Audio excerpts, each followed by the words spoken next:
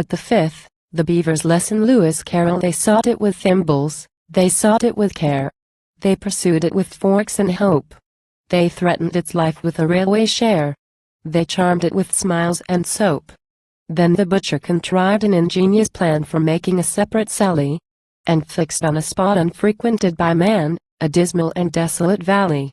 But the very same plan to the beaver occurred. It had chosen the very same place, yet neither betrayed, by a sign or a word, the disgust that appeared in his face.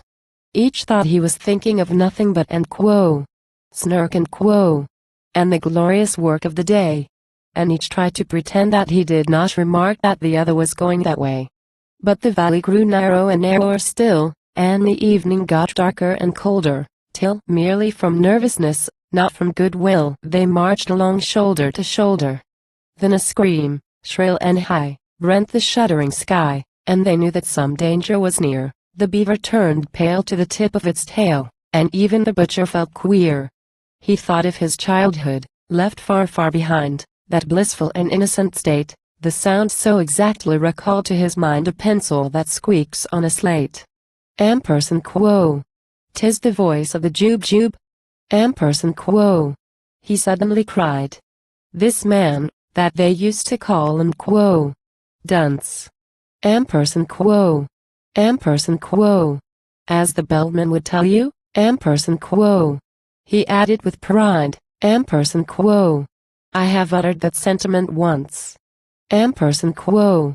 'Tis the note of the jube. Keep count, I entreat. You will find I have told it you twice. 'Tis the song of the jube. The proof is complete, if only I've stated it thrice. Ampersand quo. The beaver had counted with scrupulous care, attending to every word, but it fairly lost heart, and outraged in despair, when the third repetition occurred. It felt that, in spite of all possible pains, it had somehow contrived to lose count, and the only thing now was to rack its poor brains by reckoning up the amount. Ampersand quo. 2 added to 1, if that could but be done, ampersand quo. It said, ampersand quo. With one's fingers and thumbs. Ampersand quo. Recollecting with tears how, in earlier years, it had taken no pains with its sums. Ampersand quo. The thing can be done, ampersand quo. Said the butcher, ampersand quo. I think. The thing must be done, I am sure. The thing shall be done. Bring me paper and ink, the best there is time to procure. Ampersand quo. The beaver brought paper, portfolio, pens, and ink in unfailing supplies, while strange creepy creatures came out of their dens, and watched them with wondering eyes. So engrossed was the butcher, he heeded them not, as he wrote with a pen in each hand, and explained all the while in a popular style which the beaver could well understand.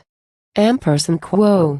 Taking 3 as the subject to reason about, a convenient number to state, we add 7, and 10, and then multiply it by 1000 diminished by 8.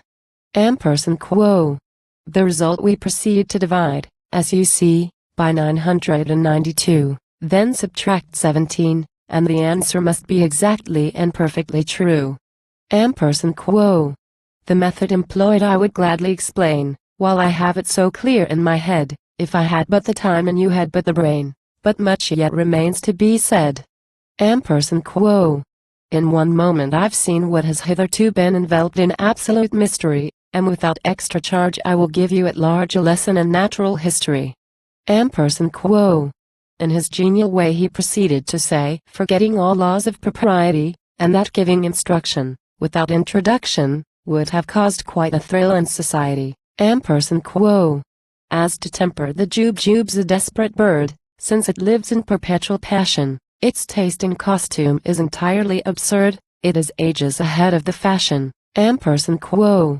But it knows any friend it has met once before, it never will look at a bride, and in charity meetings it stands at the door, and collects, though it does not subscribe.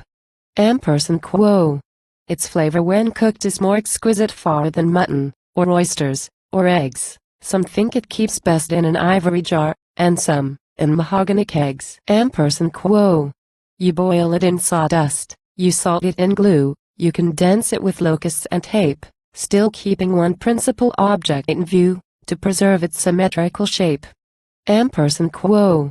The butcher would gladly have talked till next day, but he felt that the lesson must end, and he wept with delight in attempting to say he considered the beaver his friend.